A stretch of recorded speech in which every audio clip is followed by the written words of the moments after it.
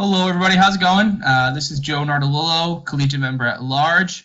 We're going to get started here in just a couple minutes. We'll let a couple more people log on. I'm trying to get off this little make panelist bar, but that's cool. If not, we will just get started shortly. Just hold tight for a few. I'll do a couple housekeeping things as well.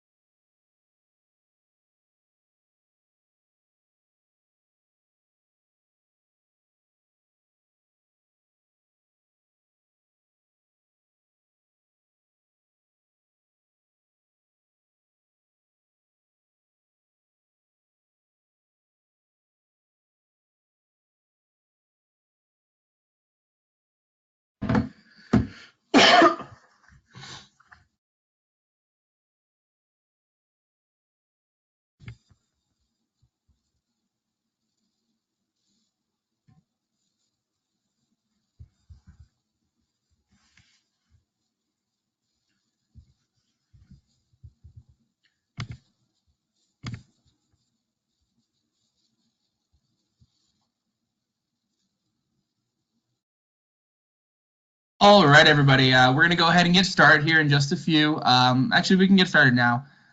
So first off, thank you very much for attending.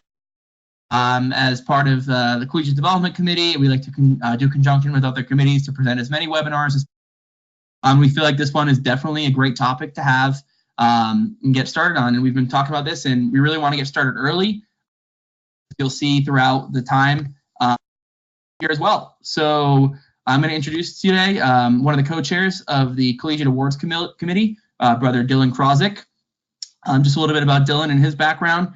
Dylan 2010 initiate of Beta Epsilon chapter at the University of Rhode Island. He has been involved in the chapter on all levels as a fundraising chair, chaplain. Additionally, as well, he has served on the province level as a GCC delegate, secretary, and a treasurer, and as well as many national committees on the philanthropy committee, on the policy committee, and as well as now the co-chair of the Collegiate Awards Committee. Currently, he's in that role and also one of the co-GCDs of Beta Epsilon as well. So right before we get started with Dylan, I'm just going to do a couple housekeeping things. So just make sure everybody, you're self-muted right now. I will ability to have you guys ask questions. So go ahead, and if you see down either in the chat area or the questions area, you can write to me at any time, and I'm going to be monitoring for Dylan, and I'll stop him. And then if it is something that we think is a larger question that we want you to be able to ask, you can go ahead and just type that to me and just say, can you please unmute me? And I will unmute you, and you can ask your question. And then we're also going to do a bunch at the end as well. So either feel free to ask throughout the presentation, and we can either get to them then, or we can do it after. As far as everything else, I will go ahead and turn it over to Dylan. And if you have any technical difficulties, please let me know. And at the same time, this will also be recorded at the end for you to be able to share with your chapter and be able to reference for the future. And now I'm going to turn it over to Dylan. All right. Just a real preference. I'm a 70-year-old man when it comes to technology. So if I start wandering or something glitchy happens, don't crucify me. So again, my name is Dylan. I'm one of the co-chairs along with Derek for the Collegiate Awards Committee. And something that Brother Joe and I talked about was doing this kind of talk, because as everyone knows, the progress report is what most chapters, especially this semester, care about and think about, and rightfully so. It's very important. is a good way to reflect on what your chapter has done in the past, what it's currently doing now, and how it can improve as a chapter going forward. So basically, it's good to review it. It's a lot of time. Don't save it for last minute. That's my best advice. But hopefully this presentation will kind of walk you through the steps of the progress report and kind of help answer some questions that I normally would get throughout the course of the next semester, so that come submission, hopefully all of you can either do early bird or you can fly through it smoothly with no real headaches. So Joe's gonna be the one controlling the slides. So if you hear me say next slide, that way he kind of knows what's going on. All right. So as I said, the committee members right there, myself along with Derek are both the co-chairs, and then those rest of our committee members on the awards committee currently. All right, so the objectives of this kind of presentation are basically, I'm gonna review what the progress report is, the aspects of it, what it basically, the purpose of it, and as well as I'm going to go over the changes, because there was a lot of changes this last year, some minor, some major, some that you're gonna have to look at another tab for, that if you don't do, you might lose out on points. So it's gonna be very important that you review all tabs and really kind of understand that. And then I'm gonna go into each section and kind of break it down, kind of what the purposes of it and different, either the changes or areas that brothers tend to miss or have some miscommunication with, basically. Then we're gonna go over just the common submission errors. Basically, these are what I see that I either have to email or call or text the person about, trying to figure out what the answer is, and basically what to kind of watch out for your pitfalls. I'll then go over some frequently asked questions I got last year, questions I'm still getting now, and kind of answer those now for you. So hopefully, if those are your questions, they'll be good to go. And then finally, will be, like Joe said, the question and answer period. So at the course of this presentation, like Joe said, make sure you put in your questions in the questions or chat area, because Joe will be monitoring those areas. And that way, Joe can ask me the questions. And then if we get to the end and we still have time, Joe will be able to basically to ask me those questions, or you yourself can be asking me those questions, and hopefully we'll be able to answer a bunch of them now. All right, so what is the Collegiate Progress Report form? And you'll notice I like to do inspirational quotes. It kind of makes me motivated and happy in life. So I did one from Confucius. It says, "It does not matter how slowly you go, as long as you do not stop." Because as you do this report, you'll realize it can be very tiresome and cumbersome. And if you save it for last minute, it might be a headache. But again, as long as you keep moving slowly, start it early, and you don't stop, it will get done eventually. There is a finite point in this report, so you'll be fine going forward. All right, so what is the purpose of the report? It's a guide to help build and maintain a successful Kappa-Psi chapter, and is meant to be used as a tool to evaluate the development of your chapter. So again, I hear this a lot, that it's the top chapter award form. It is not an award form. It is not. It is a progress report form. And the difference is that basically we're looking to see growth in your chapter. It is to be a tool to help you evaluate your chapter, see what you did well, and see what you didn't do well, and kind of help grow your chapter. It is also a report that is made combining the awards committee along with the EC, trying to help evaluate different areas that we want to assess and how we feel chapters should be growing and have incorporated within their chapter throughout the course of the year and going forward. So it is used to help determine things as the top 10 chapters, top performing, most improved, but that's because it's just a tool there. That's not the main purpose of it. Again, this is a progress report, not an awards application. So just kind of keep that in mind when you're going through this. All right, so who's eligible for submission? So I get this once in a while, especially with newer chapters, who's actually eligible for this report. People that are eligible for submission, and this is just for the awards aspect, is you have to be chartered on or before June 1st of 2018. You have to have no money owed to central office as of May 31st. Basically, come June 1st, I email Wendy, I get a list of what chapters owe. I then go to the chapter, say, hey, you owe. If you owe, you could be disqualified from getting any awards. It won't affect the progress aspect of it, but it will affect the award aspect of it. As well as you need to file your 990 tax form if your chapter actually does that. There are a few schools that don't have to file those forms or don't have to file it every year. If you have any questions as far as that goes, please reach out to the Grand Counselor. He will be able to help you with all those steps of figuring out what your chapter needs to do. But I do check with him to make sure chapters are up to date on their tax reports. The biggest areas for disqualification are those two areas, either owe money in central office or that you didn't file your taxes. If you think you owe money or you don't think you owe money, either way, email the central office. They'll tell you right away what you owe and how much you owe. I have no ability to know that. So don't reach out to me come June 2nd when I say, hey, you owe money, and go, well, how much? I don't know. I just know that you owe money. So again, reach out to Wendy, keep up to date on your how much you owe to central office, and then you'll be golden come to due date.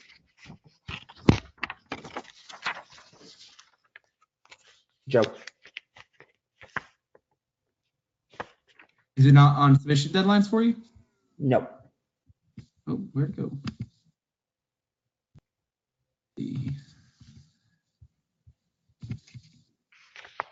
I'm 1 second. I don't know why it's not working correctly.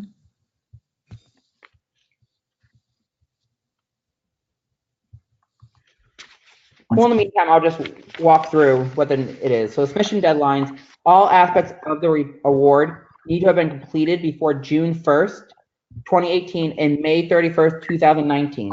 That's the area that there it is, Jeff. That will be the area that we will be judging on. So basically, if the event happened June 2nd, it counts for this report. If it happened May 31st of 2018, it does not count. That's straightforward and easy. If you submit your form by April 15th, you will get an extra 100 points for your chapter. However, if you don't get that deadline, it's okay. You still have until May 15th in order to submit to get counted for this year's award period. Now, I get people to say all the time, well, wait, I have an event that happens May 20th, and I know it's going to happen, and it's a philanthropy event, the whole nine, but I don't have it done prior to my submission of April 15th. Can I still submit my form? Yes, you can. Count the points and just let me know in an email, or the committee know in an email, basically saying, this event that I put for philanthropy is going to happen on May 20th. Now, let's say that event ends up getting canceled. No big deal. Just email the committee saying, hey, we ended up not hosting this event. Can you take that off our report form? It happens all the time. I get them all the time. It's an easy fix. I just rather know. But don't count yourself against it if you did it after the deadlines. I highly recommend everyone, please try to get it before April 15th. It goes a long way. Now, your GCD and Dean evaluations, those are separate documents. Those do not have to be submitted by the early bird deadline. Try to get them done so it saves you the time of trying to harass these people. However, they don't actually have to be done by April 15th. They do have to be done by May 15th. They need to, but this is the catch. Prior, it used to be that they could mail it to us. That's no longer accepted as of last year. Now they must be emailed to the committee from their own personal email address by or before May 15th. And then finally, the scholarship honor certificate application, that's a whole separate thing. It doesn't get factored into this award period. So it's just due by June 23rd. That way it gives enough time for schools to get the grades out so everyone knows what the grades are. Dylan, do you just mind telling people what the scholarship honor certificate is as a comparison to this? So basically the scholarship honor certificate, and I'll go into a little more detail in the later slide, is basically it's going to reward brothers who did well academically within their school, whether it's traditional grading, non-traditional grading. It's just a certificate that shows that you got at least a B average or equivalent based on your school grading system in it. And it's given to, in a traditional 4-year program, brothers in their 2nd and 3rd year professionally. So if you're in a 6-year program like URI is, it's your P2 and P3 year. However, if you're in a non-traditional program or a 3-year program, it breaks it down into all the different things that it would count. If your GCD is unaware if you count, have them just email the committee. We answer those questions all the time, and we can break it down and help them figure out that form. But it's a great way to just honor those brothers that achieved well academically in school. And it also honors if your brother's the top brother of the entire graduating class, they'll get an actual special key from central office that shows them that award, and it just helps out with that. Thank you. Yep. All right, so this is the big one. These are the changes that you'll see if you compare the 2018 report to the 2019 report that's out. One of the differences is that we made 2 separate columns. We now have a public website section and a public social media account. Basically what that means is that you need to count as a website. It needs to be a separate domain. It can't be through Facebook. It can't be through any of the social media accounts. It needs to be a separate website domain. However, for chapters that also have a Facebook account or just have that, we're going to award them for at least doing something for social media outreach. So that's why we're going to separate them into 2 different columns. So for example, if you just send me a Facebook link for both of them, it'll count for social media, but not the website, and then vice versa. So just kind of keep that in mind. And again, for social media, it can be anything. It can be Twitter, Instagram, Facebook, whatever you guys also do. I don't really do a lot of social media, so whatever you guys do for social media, send it.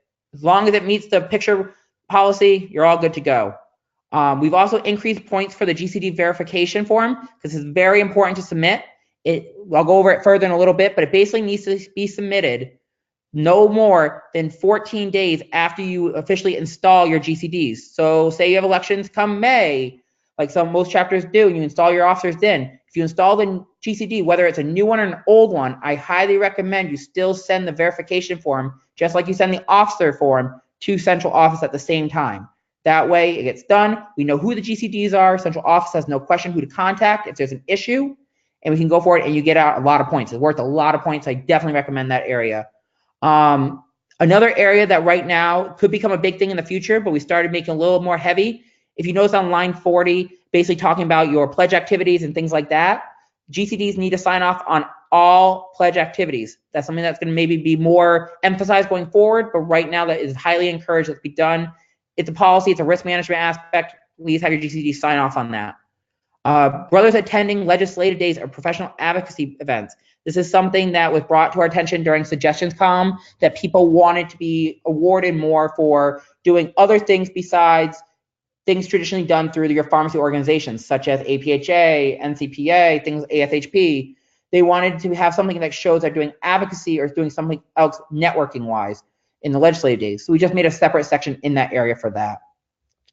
Another big area is before you used to get counted for being involved with the International Philanthropic Project, which is Reach Out and Read, just by saying, oh yeah, I was involved. We didn't really have a way of check and balancing it. So now when you submit, just like you send in your newsletters, when you submit your form, you now have to send some kind of proof of involvement, whether that's a picture of you guys in all your books, whether it's you guys with a money statement saying you donated money to the organization, whatever it is that shows that you had some kind of involvement with Reach Out and Read, that counts. It can't just be a tracker saying, oh yeah, we did this. I need either like a money statement from the account or a picture of you guys doing the event, just something that you show that you guys were involved.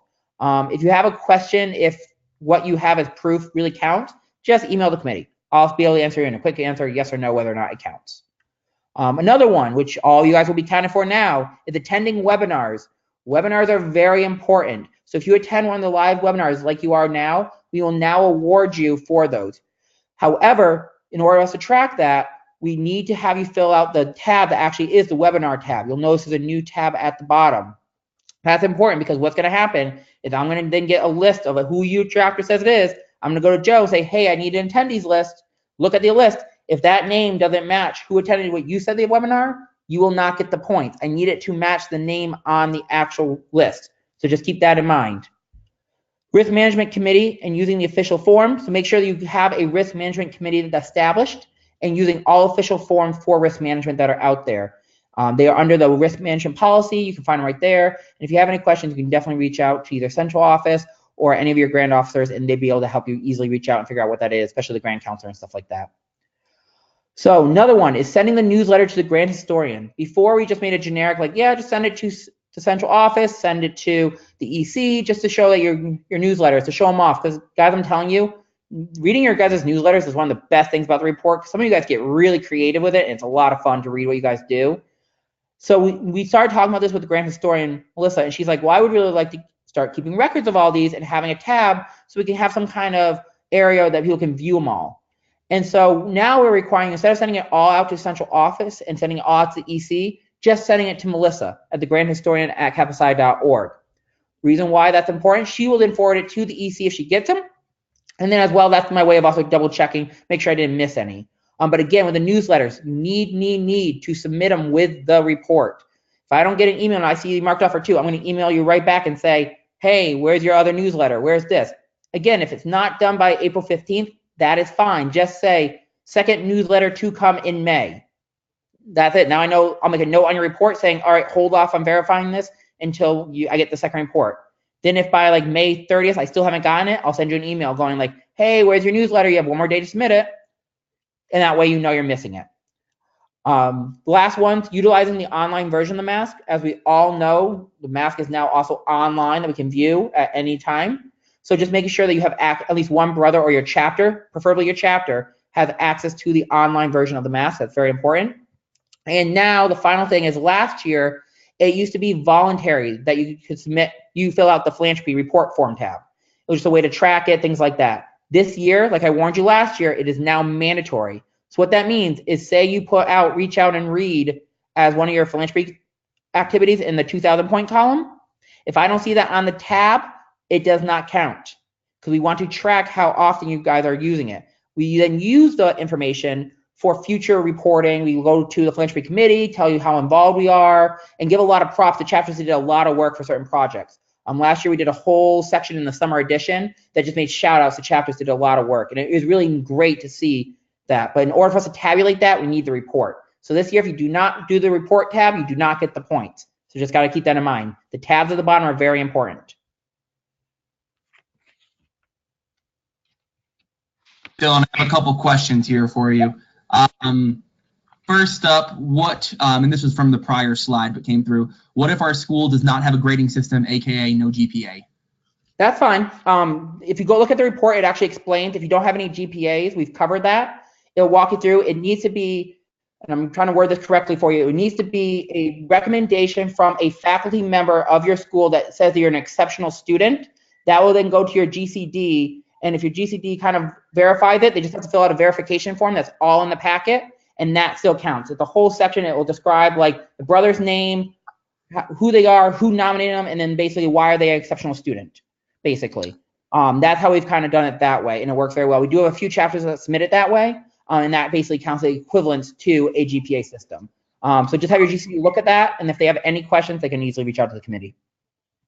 Great, thank you, Dylan. And if at one point you still have follow-up questions on any of these as we ask them, feel free to just explain again. The next question is, where do we get the list of all the webinars? So I can answer that one for you. So we have had a couple throughout the year already, but I will also, we're going to try to plan on do about one a month for the next couple months leading up. We can then go ahead and we send out emails every time those are posted, because they do kind of come on as needed based on our presenters basis and when they are available. So keep an eye out on those emails. I also send the text message updates about them as well. So just keep an eye out for that. And then next up, we have, do we submit proof that the GCD signed off on pledge activities? No, so right now that is not a requirement as of right now, because this is the first year we're doing that. And in the past, what we've always done is we give them chapters a warning, because it's not fair for a chapter that doesn't know it in the fall and does pledge in the fall to then make a requirement saying, hey, they have to sign off on all these activities when you've already had all the activities with maybe no proof of it. Then you just did a verbal okay and not an actual signed off. I'm not saying next year it will be a thing. I'm just saying it could be a thing. So just start getting your GCD more involved with the activities. So when it does, it's just seamless. Instead of just being verbal, there's just a sign going forward. But as of right now, you do not need to send proof of it. Okay, thank you. And then we also have two questions that we're both asking where they can download the form. And we can actually, you know what, we'll walk you through that at the end. We'll get back to that. And I have the form up as well, but I can show you how to find it on the website as well. Okay. Good. And keep those questions coming right in there. It's a really good way to be able to pull them up. All right, so the next section, this is where we're going to go over the comments and components and basically just a brief overview of every section of it. Bear with me, it's probably the driest aspect of it. It's just kind of covering it. Some we're have to do. But my quote here is, your true success in life begins only when you make the commitment to become excellent at what you do. Basically what that means is break down each component. Some people will excel in certain areas, max out on those points, and other you might not get any. That's completely fine. That's the point of this form. It's to find out where your chapter is strong and where it needs to work on it. And what will happen going forward, you can maybe reach out to other chapters that are strong in those areas and work with that. So just keep that in mind, that just because you got a 0 in one section doesn't mean that, oh, I'm failing, I'm not going to submit the form. No, still submit the form. It's not an awards form. It is a progress report. It is going to be used so that the EC, so that your supervisors know, hey, such and such chapter is kind of weak with philanthropy. Well, let's work with this chapter because they're strong with it and try to help them work out how to get better at it or something like that. So again, your true life success in life begins only when you fail. So section 1 is membership. Basically, this is just giving you your numbers of what you're working with. Line 1 is the brothers that were as of the previous February 15th, 2018. Line 2 is what it is as of February 15th, 2019 per central office. I want to emphasize that again, per central office. So make sure that central office has an updated roster. So that means that includes brothers that have graduated, especially if you had any brothers that left in the winter, things like that. Make sure that what Wendy and Johnny have at central office matches what you guys actually have for a roster, because it is very hard to change a roster last minute. So I would go off my numbers based on central office. So if you say your chapter has 105 and Wendy has you as 120, guess what? I'm going by what Wendy has, because unless I hear otherwise before the deadline, because that's what the official roster number is. And that's important because line 2 is what you use for all calculations. So that's important because let's say an event happened October 15th and you have 20 more brothers as of February 15th, that October event still counts towards 120, not the previous number. So just keep that in mind when you're doing all your calculations. That's probably where I see the most questions come from, is saying, hey, we had an event on October 15th that got 80 brothers out of 100, but then come February 15th, it's 120. Well, guess what? We're basing off 120, not the 100. So just kind of keep that in mind. Dylan, I'm going to for a second. As we keep talking about lines, I'm thinking that we can just show them now how to get to the form so they can access it and follow along. Just to make it for easiness sake. Give me 1 second. I'm going to get out of this.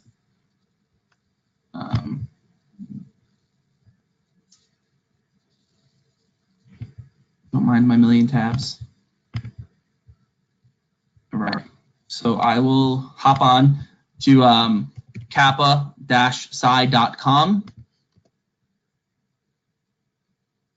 Let that load up for a second. I'm going to go down to the, you said it was under the deadlines, right, Dylan? Yep, all the way to the bottom. Yep. Guys for due dates right there.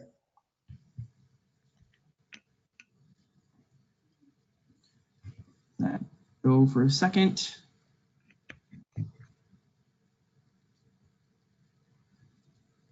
And then the form itself is under the chapter progress report.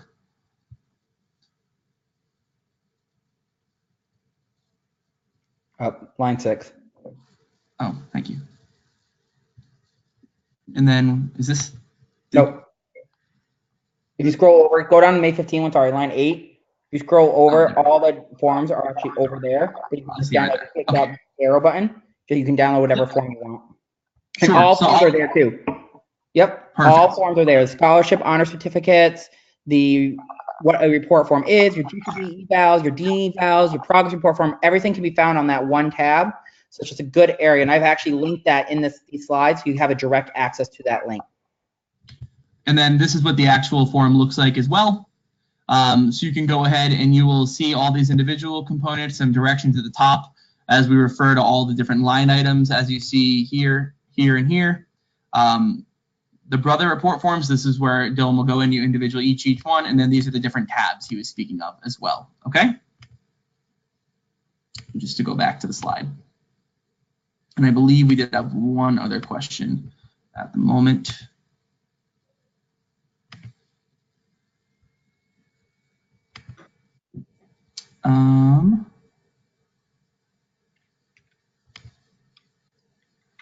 You can go ahead and keep going, Dylan. I'll pull it up after. All right, so in section 2, we're gonna go to the next slide.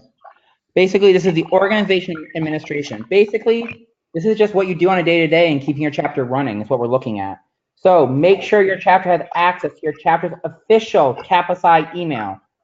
People email all the time saying, well, we use a Gmail account all the time. That's fine as long as it's linked to your official Kappa Psi address. So that is whatever your chapter name is at kappapsi.org.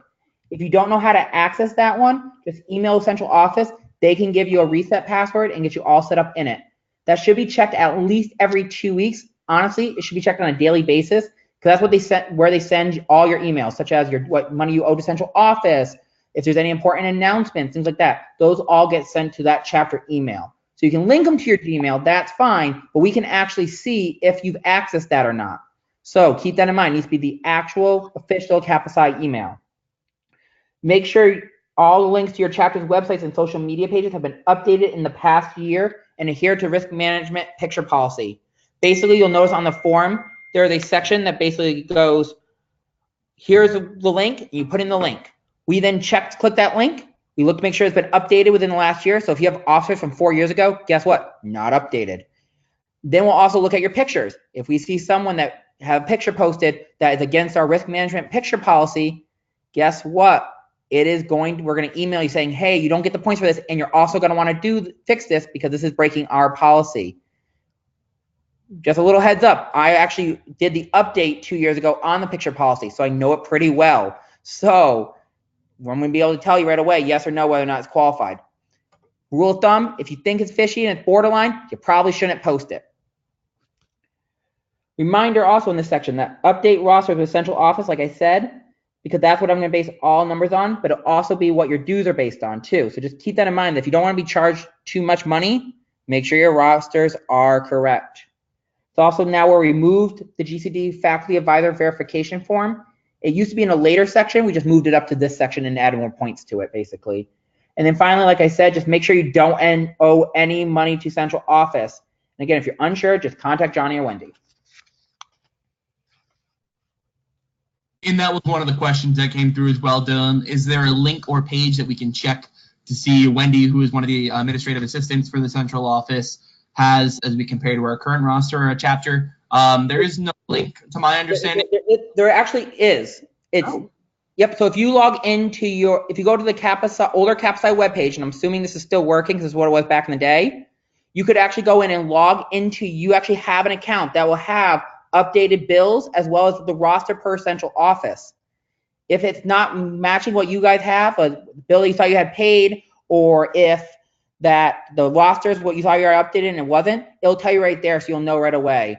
So you can either do it that way, or you can actually do it by just emailing Wendy or Johnny, and they'll be able to tell you in 2 seconds. So again, remember, because I'm going to emphasize this because it's the number one thing I have that people don't do. If you owe money, you don't get qualified for any awards. Doesn't matter if you're the number one chapter or not one of the number one chapters. You will still be disqualified if you owe money to central office. So keep that in mind.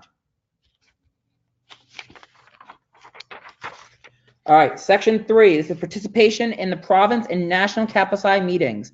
Basically, how involved are you? So we're going to, this year, every other year, we alternate. If it's a GCC year, you give you points for going to GCC. This year, it's a leadership symposium. So if you sent a delegate to the leadership symposium, just put that delegate's name on the form, and it will go, and we just count that as the points. Now, some people say that, oh, we sent an alternate. We end up being able to send an alternate delegate. We sent 2. Can we count them? No, because that's not a fair way for all chapters, because not all chapters are able to send an alternate delegate. So you only get points for 1 delegate going to the leadership symposium. So just kind of keep that in mind. Also, another thing that's big, again, it comes down to the GCD verification form. If you're counting a GCD for attending a province meeting, something like that, it needs to be one that is named on the records for the central office. Basically, if it's on the verification form, only those GCDs count. If they're newly elected, let's say they become a GCD after the fact, that's fine as long as you submitted the form since that time.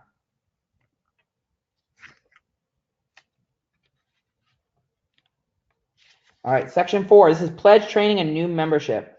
The biggest areas in this that we look at is making sure that you submit your membership cards to the central office as soon as possible.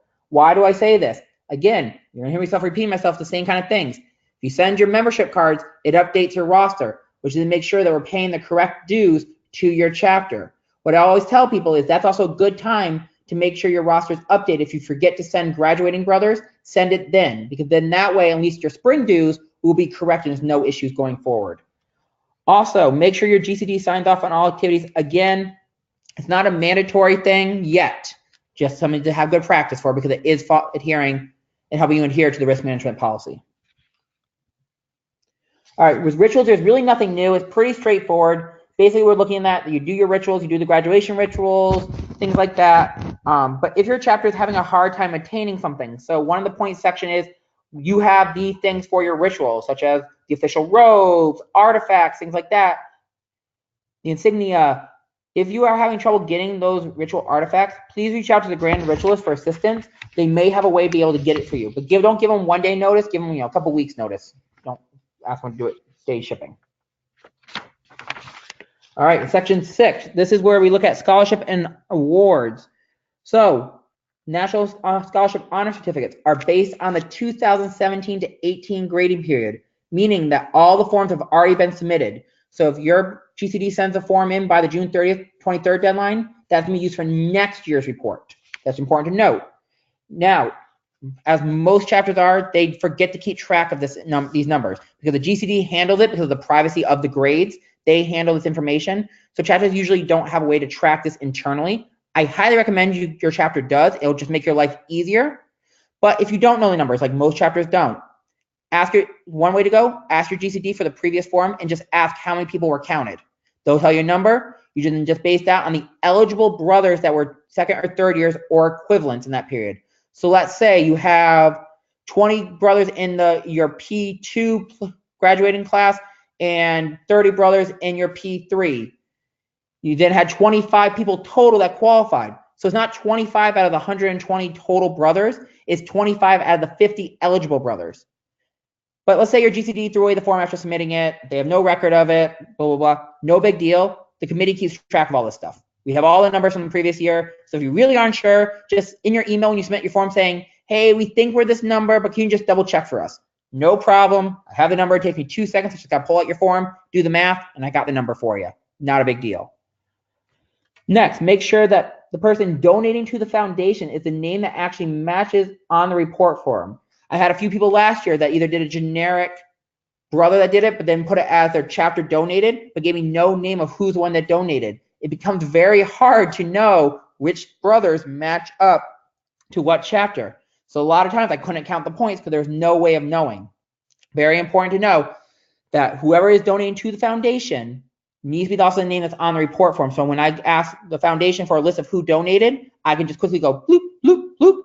If it's a generic chapter name, that works too. If you said, hey, it was under our chapter account and we put it under our chapter name, that's fine. That makes my job even easier because then I just go by chapter names. It's super easy. But again, just make sure they match. And also just a reminder that donating through the Amazon Smile aspect by just having it linked and buying things on Amazon is a great thing to do. It raises a lot of money for a foundation, and you're already buying the stuff to begin with on Amazon. I know I do a lot of shopping on Amazon, so it's no extra work than just making sure you're on the Amazon Smile aspect. But just know that does not count as a consideration for donation. It needs to be an actual physical donation to the foundation. And then finally, in this section, there's a section that talks about 3 awards that are given out. There's the Trey Award, there's the Most Improved Chapter Award, and there's one other one. Those ones, just leave those blank. Just leave them blank because the committee then goes in and adds in those points for which chapters earn those. And that's it so that's basically it for that section. Again, this section, a lot of times people don't really keep track of that closely. So just kind of keep in mind that if you're not sure, reach out to me. The only thing I ask is whoever donates to foundation matches on the report. All right, next, participation in pharmacy associations.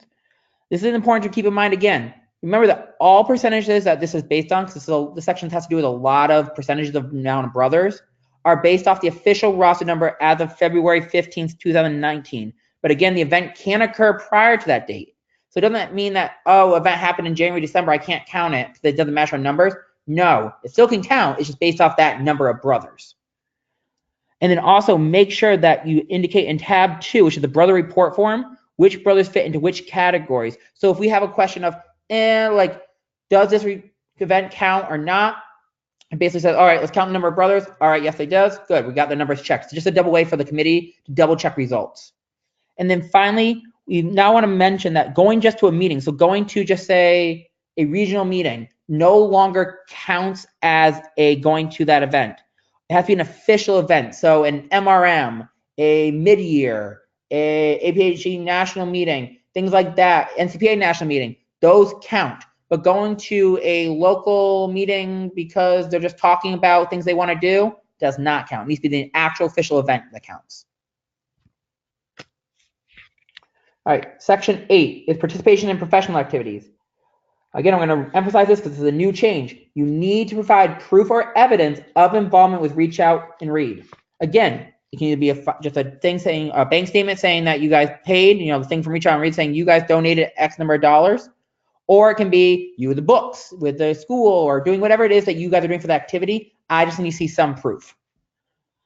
Also, make sure to complete tab 4 in this area, the webinar attendance form, to ensure that webinars are counted. So basically what's going to happen is you're going to say you have X number of points. So based off of how many brothers did webinars. And then they're going to look at your list and look at the attendance list. Again, Joe's going to give me a list of all who attended the live webinars, and I'm just going to match it. If I see a brother's name that's not on the attendance list, it's not going to count. So just keep that in mind. That's going to happen that way. And then finally, philanthropy. Just note, your chapter might do a ton of events, and that's great. That's highly encouraged. But the max number of points is 2,000 points. There's actually a stopgap in it as you enter your points that will count you to 2,000. If you reach over 2,000, it's going to turn to like false. It's going to turn to red on that line. So that means you went over the number. So just make sure it says true. That's how I check. If I see false, I email and say, you got to fix your numbers. But again, if you do more, you can just put them on the philanthropy report form so you get credit for it as far as getting recognized. And again, just remember that a philanthropy report form needs to be completed. If the event is on the regular report form, it needs to be on the philanthropy report tab. If it's not on both, it's not going to be counted this year. So just keep that in mind. All right, social activities. Basically, some of it is make sure you're adhering to the risk management policy. I can't stress that enough. And a big thing, just a reminder, is that even if, say, a non-brother or a graduate brother is technically violating the policy, if you're the chapter hosting, you are held responsible. So just keep that in mind when you're hosting all events. All right, section 10. This is corresponding graduate relations. So a big thing was people say they hosted a graduate event, but it was just their GCD that was invited. It wasn't extended to the graduate chapter or anything like that. That no longer counts. It's great that your GCD comes. It's highly encouraged, but you need to actually invite the graduate chapter to be involved. Doesn't mean they have to come. It just means you have to invite them, make an offer, make a gesture that you did. That's something important to note. Make sure to include your chapter's newsletters when you submit your report. Now, I get a lot of people that submit a mask article as their newsletter. That does not count. The definition of a newsletter is a document with multiple articles and multiple contributors to the publication. So some examples, I have people that do the traditional newsletter, which is like they do 3, 4, 5 multiple pages with pictures and different articles about the different chairs and different activities, and that's great. I've had some chapters submit complete web addresses that are the actual newsletter. That counts. It can be any format as long as it meets the 2 criteria. It needs to have multiple articles and multiple contributors. But I highly encourage you guys to be creative because, like I said, that makes my job so much more fun when I'm stressed out doing just boring numbers. I can go look at a few chapters newsletters and be like, oh, wow, these chapters are doing a lot of cool things. And then finally, just a reminder, newsletters need to also be sent to the Grand Historian, again, so we can just showcase them, really highlight some people that do some amazing newsletters, and also just show what other chapters are doing so we can find out for our own chapter what we can do and maybe incorporate into our own chapter.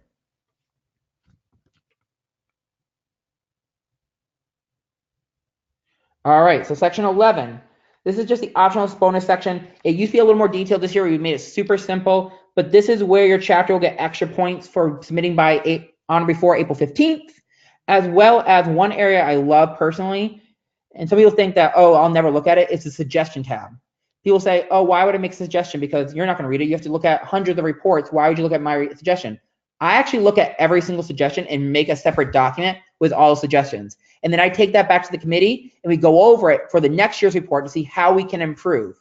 So it says for one, I have some brothers that have submitted me the full Word document of things they would like to see changed or suggestions or, oh, hey, I found this error that didn't match. I love that.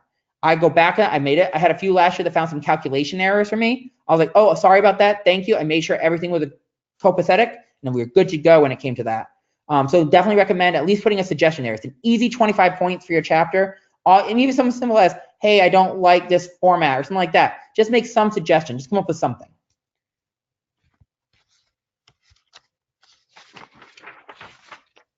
All right. Section 12. This is a very simple section. Basically, it's just putting your numbers in from the previous forms. It'll bring you to what line it matches to. Just basically as a way for us to double check the numbers so that we don't have to do a bunch of calculations. So basically, just make sure these numbers are accurate because this is what we're doing to double check your math. All right, tab 2, we kind of went over this. It's the brother report form. First line will give an example of what we're looking for as far as like how to enter in the brothers. Basically, this is the most time-consuming, most boring. People honestly that do the report, this is the part that they hate the most because it's just tedious. It's data entry basically. So what I always recommend people do, don't save this for last. Actually, this should be your first thing you look at. Put the roster in. What I used to do with Beta Epsilon, and now they're continuing to do, is they would send out a survey monkey to all the brothers. The brothers would then tell them what they did to fit each category, and then whoever's doing the report just enter it and paste. It makes it super simple. You don't have to go chasing down all your brothers. And it's also a great way to know, because let's say you think you know all your brothers, but then that one brother attended a national event you didn't know about. Well, guess what? Because he put that in the survey, now your chapter knows he did it. He can get credit for it, and now your chapter can get credit for it going forward. And maybe that's an event that you want to send other brothers to in the future, because it's a really awesome event. So definitely do not save this for last minute. Definitely make this a priority. Tab 3, again, it's the philanthropy report form. Again, I said this a few times, I'm gonna say it again. It is now mandatory to complete. Make sure you do that. It helps to determine how much chapters due throughout the course of the year, and also just helps us recording information so that we know what areas we tend to donate in.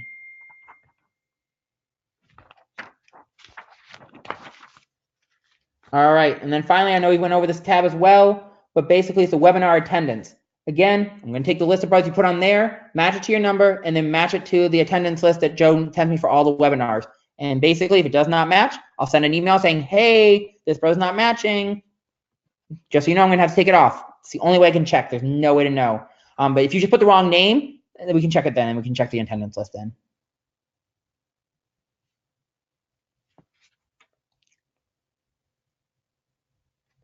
All right, so the next section is the dean evaluation. Just want to go over these briefly for you. Again, a lot of times deans, they don't really know what's going on with the Kappa Psi. So the big areas that I like to point out is just make sure that you completed it by the dean of your college or university. And if you've done by May 15th, and sent electronically to the committee from the dean's personal email account. Now, some people say, well, can it be the secretary's? Yes, as long as it's not coming from your chapters or a Collegiate Brothers account, I don't care. If you have a dean that's really not involved, but your GCD really is, then your GCD can send it technically from them, but I prefer it to come from your dean. And then same thing with the GCD evaluation, it just needs to come from your GCD's actual email account, can't come from your chapter's email account. I do this because this way GCDs and deans can answer honestly how they feel the chapter is doing. And that way there's no like, oh, the collegiate chapter is going to see this, so I want to give them a perfect score. We want to know where areas might be weakness, because this might be an area that you as a chapter might not know, but now we know as a committee and as an EC, so then maybe we can go and investigate why this is an issue if it's really bad. All right, and then briefly, what is the scholarship honor certificates? Again, like I said before, these are meant to recognize brothers for their academic achievements. And a scholarship entree award is given to the collegiate chapter with the highest percentage of its eligible membership receiving scholarship honor certificates in the academic year. That's important. That's the award that's given out. It's very simple, but then we give individual certificates to the brothers that have achieved those. So you'll get an individual one if you've achieved that grading criteria. Then overall, as a chapter, you'll be eligible to try to get an award for it.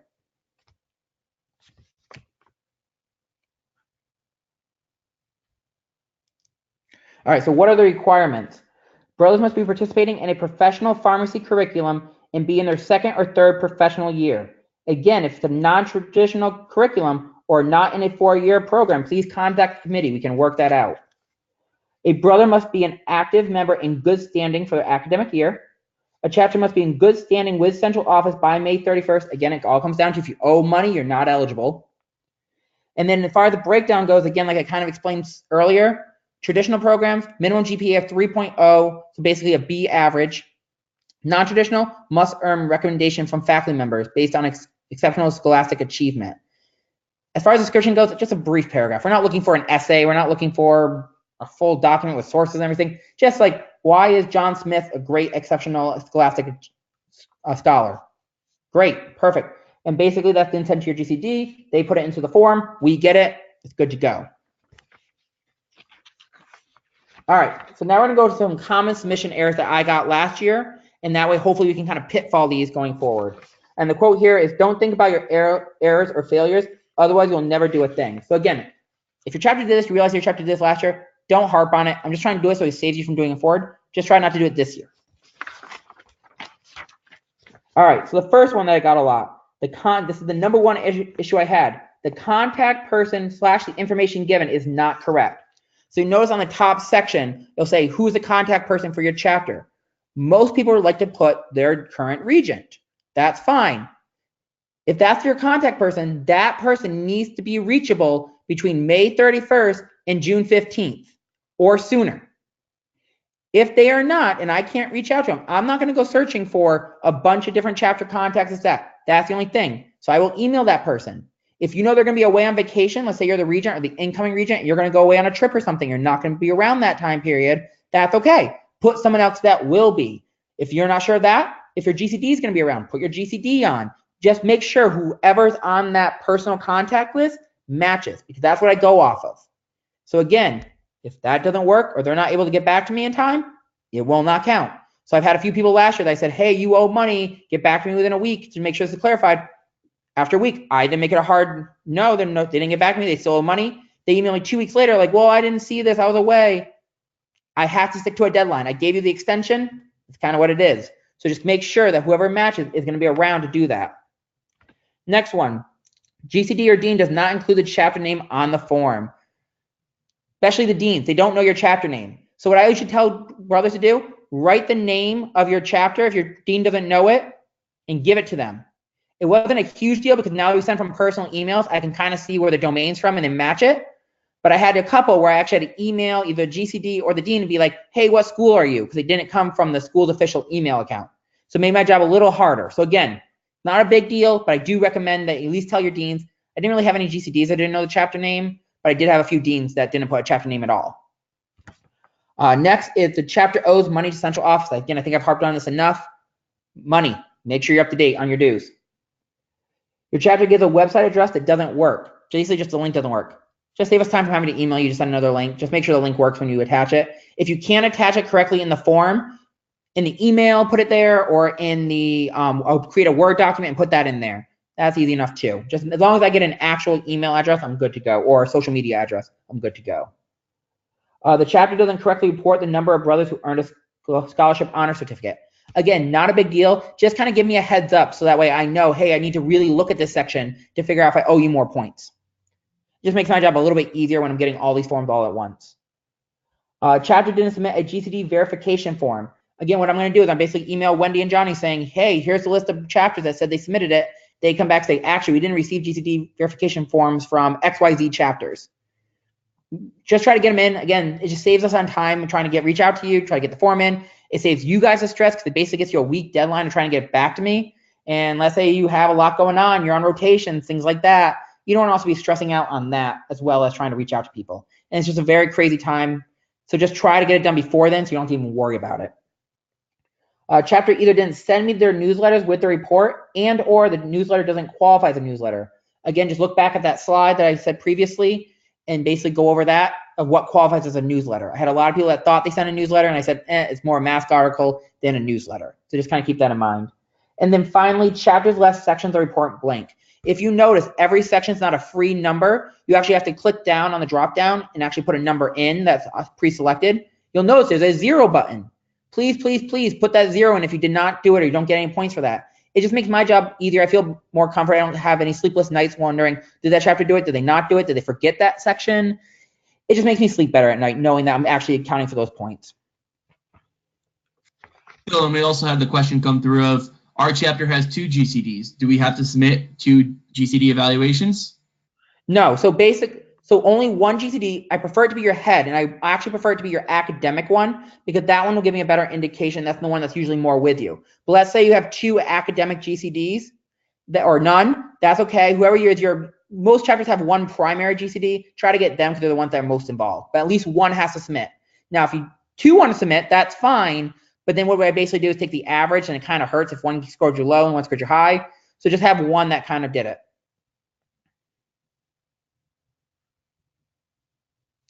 All right, so then frequently asked questions.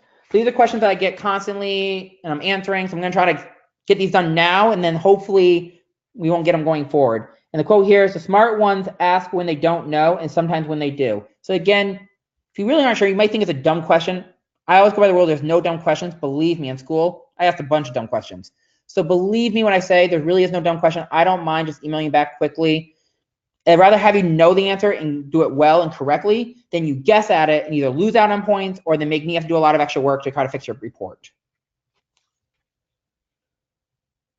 All right, so the first one, what counts as philanthropy hours? I've had a bunch of people, especially last year when it was not mandatory, say, hey, what is actually philanthropy hours? What that is basically you take the number of brothers involved in an event. So let's say you guys did a reach out or read event. And it was you did an hour at a school where you read to kids and you donated books and things like that. So you had 10 brothers participate. So you take 10 times 1 hour equals 10 hours of philanthropy hours. So basically it's the base number of hours that you did times it by the number of brothers that were involved. Now let's say it was something big for like the American Cancer Society where it's multiple events across the entire period. What I ask people is that you break down each event. So let's say you did some bake sale drives. You had one maybe big one with like a race or something like that you didn't for event for. Break down each one, count the hours because they're essentially different events, and then that way we can actually track how much involvement is involved with that kind of stuff. And we can usually tell, like if you're saying bake sale for ACS and then you have the ACS walk, well, we know when we're compiling your information that was as much as you did for ACS. And that way also, it's easier to track the hours. So that's basically what it is. Number of brothers times the amount of time. Now let's say you said, well, it's only like 30 minutes, 45. You can round up to an hour. I'm not looking for minutes. Either do like an hour, hour and a half, 2. Round it to the nearest half hour is basically what I recommend people do. The next question, which we kind of went over already, I can't seem to locate the forms on the website. Can you help? Hey, I just put the link right there. Joe showed you where to find it. Just click on there. It's right there. As of right now, Stan, the webmaster design person, he's not going to change anything as of right now. Last year we had some confusion because he was updating the sites at the same time. Again, they're all right there. But let's say you can't find it. You're like me and you suck at computers. Just send me an email. I'll help you figure it out. I don't know how many brothers from my chapter earned a scholarship honor certificate. Is there any way you could assist me in this? Again, I think I went over this. Just email me. I'll give you the number. If I don't know it and you did submit it, I'll ask Wendy. She has record of it as well. So between the two of us, we're really good at knowing the actual number. My chapter felt rushed doing this, especially with the new changes. Is it possible you just send out the report form sooner? I put this one in here because this is actually kind of going back to that suggestion box. This was actually a suggestion submitted by 11 different chapters saying, hey, we like the report, but we want to spend the fall semester reviewing it, and that way we're not rushed in the spring. Can you do it sooner? So we did. We said, hey, that's a good idea. Let's do that. So now we actually submitted the form in October. And going forward, we will do that as well. So again, that just shows you that we do actually pay attention to those suggestions and try to incorporate them in the next year. Some we do, some are like, we can't really do that because it doesn't fit the overall perspective. We can't make all the changes that are recommended, but we did do a bunch last year as far as like updates and things like that. So that's a good thing to keep in mind. And then finally, my chapter does XYZ and does not seem to be reflected in the report. Is there a section to include this for additional points? I get this a lot. Like, I really want our chapter, because we do a lot of pledge funded or pledge organized philanthropy events, or I do XYZ event, and I want that to be reflected because we do it. That's great. I really recommend you guys do that, but it's really hard to pinpoint every little specific activity that can happen throughout the course of the entire year, course of a couple years to really get that. So just keep in mind, we do our best to make it as whole as covering all aspects as possible, but we really can't pinpoint specific activities as far as like, this is the point here, this point there. But if you generally look at a broad spectrum, it's like, let's take a pledge raise philanthropy activity. All right, well, there's not an actual section for that specific thing. However, there is a philanthropy section, so that can include it in the philanthropy section. So if you notice, that's where it kind of can incorporate, and it's overarching as far as that all goes. So that's just something important to kind of keep in mind when it comes to that, is that we can't really make everything perfect when it comes to every little activity, but we do our best to try to make everything as overarching as possible. So again, we try our best. Sometimes we miss some areas, but again, that could be a suggestion. Hey, I really want you doing more with legislative activities. Hey, look what we did this year. We did more with legislative activities. So again, we really do look at those suggestions. So finally, I'm going to go with one last quote before I open up to questions. Successful people are asked better questions, and as a result, they get better answers. So again, it comes down to no question is stupid. Please, please, please just ask your questions. If you don't think of it now, you can always reach out to us and ask. I have my email on my phone. I do answer as much as I can. I do work a full-time job, so please bear with me that this is a volunteer aspect. not an actual job, because I've had some people say, hey, as part of your job, you need to do this. Again, this isn't my job. I volunteer to do this. So just keep in mind that if I don't answer you in a couple days, that might be because I'm working a bunch and I just haven't answered my phone in a while. Trust me, I'm really bad with text. You can ask anyone. All right, so if there are any questions, Joe will read them to me and we'll go from there. So we have one question that says, what if our dean is our GCD? So that's okay. Yep. So that's perfectly acceptable. You'll just have to submit both the dean evaluation and the GCD evaluation. So just have him make sure he keeps that in mind when you give it to him. Preferably, if you have another GCD, try to give that GCD the evaluation just so we can get two different people's perspectives. But again, if you only have one and it happens to be your dean, no big deal. Just have him submit both forms. Okay, we just got another question of our chapter doesn't have its own account and the school does the taxes. Last year, our report was considered late because of this. Is there any way around it? So yep. So when you submit the form, just remind me of that. I do my best to try to keep that in mind, and I made some notes last year, and I can kind of actually remember the scenario actually. So when you submit your form, just put that in the email, or like I said, do a Word document of little things, and just say, hey, just a reminder, our chapter does it to the school, and we don't submit individually. So that way, when I'm doing the check, I can go through and say, oh, yep, that chapter matches that. So it just makes my job easier. Again, like I said, it's not perfect, but I do my best to try to make that happen. But definitely, if you have anything like that, any weird scenarios like that, just shoot an email. Just shoot me an email when you submit the form. It makes my job a lot easier. Okay. Any other questions? I know we answered a bunch as we went throughout, but definitely want to use this opportunity as time to hash anything out that you may be having.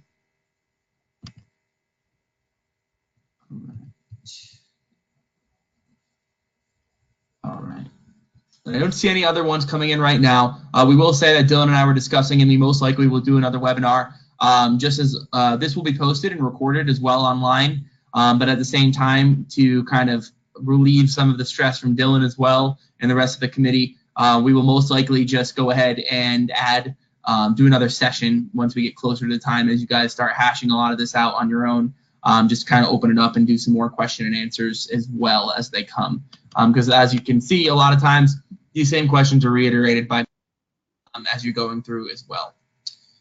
So lastly, any? You want to go to the next slide? There's some more. There's like one more slide. Oh. All right. So important dates, deadlines. I just want to go over before we close this. Again, early bird submission for an extra 100 points, April 15th.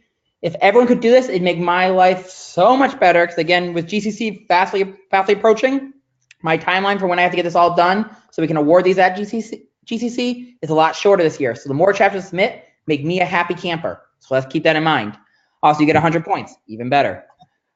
But again, if you don't get it by April 15th, no big deal. May 15th is the final deadline. That is a hard deadline, and that is based on your chapter's time zone. So I get that a few times saying like, well, I submitted it at 11:59 p.m., let's say, but I am on the Pacific Coast.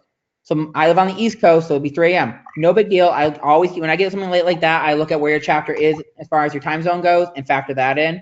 But please don't do that. Again, just makes my job a little bit harder. So just try to get it in as soon as possible. But I know some people that say like they forgot about it last minute to submit something and they're running to a Panera because their Wi-Fi's out and they're rushed, and that's fine. Again, I will make exceptions to that. I understand there's sometimes issues. GCD, Dean evaluation deadlines, May 15th. Important to keep in mind, follow up with your GCDs and Deans. I always, by April 15th, have a list of which Deans and GCDs have sent, and I will send it to you guys to be like, hey, missing this evaluation that you guys said you're going to have because you gave it to them. Deans and GCDs sometimes forget to actually send them. So just kind of keep that in mind that you might have to follow up with them once in a while. So I always tell people a good rule of thumb is when you give it to them, check back a week later, see if they sent it. If they didn't, no big deal. You still have time. Check back another week until you get the yes from both of them that they sent it. And if you ever have any questions like, hey, my GCD is a little flaky or my Dean's a little flaky, did they send it? I can tell you yes or no in 2 seconds. But again, I try to follow up with a chapter about what's been submitted and what's missing still. Because I have a little checklist as far as like what the list is and what you have and what you don't have. And then I'll update you as I basically get it. So basically, let's say you submit your form and your newsletters, but nothing else. I have a list and I'll say, oh, okay, I received newsletter and form, missing GCD evaluation, your proof of your reach out and read, and your Dean evaluation. And then let's say I get your dean. I'll send you in your chapter another email saying, all right, now I have the dean, still missing these two. And until you see all clear, you got everything submitted, you're good to go. If you don't plan to submit something, like you don't plan to submit your GCD evaluation or your newsletter, no big deal. Just kind of ignore that email then as my follow-up. But just kind of keep that in mind that I will be sending a follow-up as soon as possible. It might not be that second as you send it, especially if we get closer to the deadlines, but within a day or two, I try to make sure every chapter gets updated. And I always keep that in mind as well when I do that. And then finally, again, just a reminder, scholarship honor certificate deadline is June 23rd. Just so we can make sure we get all the certificates printed. I can talk to Wendy, we can get all sorted out, and we're good to go. So finally, the last slide. I want to thank everyone taking the time. I know this is a very tedious, time-consuming report and everything like that, but it really does help us figure out where chapters are. We really do use this information to kind of help grow our fraternity as a whole. And it's also great because if chapters do well, it's great to give awards. But again, I want to emphasize this again. This is not an award application. It is a progress report. And you'll hear people say, oh, award. I don't want chapters to feel down if they're not in the top 10. That's why we created top performing, because the difference between 1 and 15 can sometimes just be a couple points. And I don't want chapters to not do this because they don't think they're going to win an award. Instead, I rather have those chapters that don't think it submitted more so than the chapters that know they're going to get an award, because then it's like, all right, I can now see what these chapters are doing and help them grow. And that's really important to know. So again, that's why we've done things such as most improved chapter, or we've done different aspects as far as top performing, things like that, to really highlight growth and aspects like that. So that's just really something to keep in mind. But then as always, I put in here, if you have any questions for the Collegiate Awards Committee, you can easily email me. Again, I try to answer my emails on a daily basis, but sometimes, especially as we get closer to deadlines and things like that, it might take me a day or two to get back to you. All right.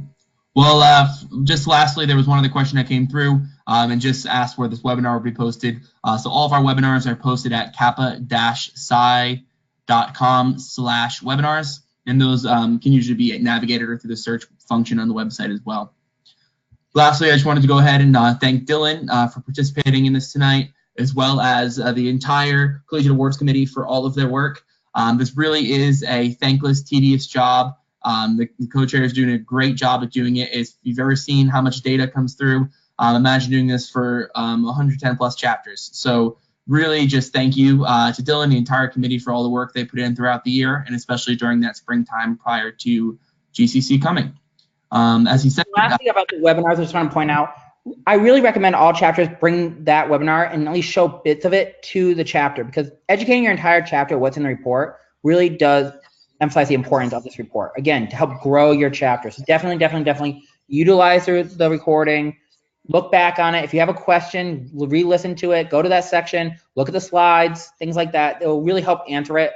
Like I did spend some time trying to make sure as much as possible was included in this, but again, don't hesitate to reach out to me if you have any questions. Absolutely. That being said, thank you very much for attending, everybody, and have a great night.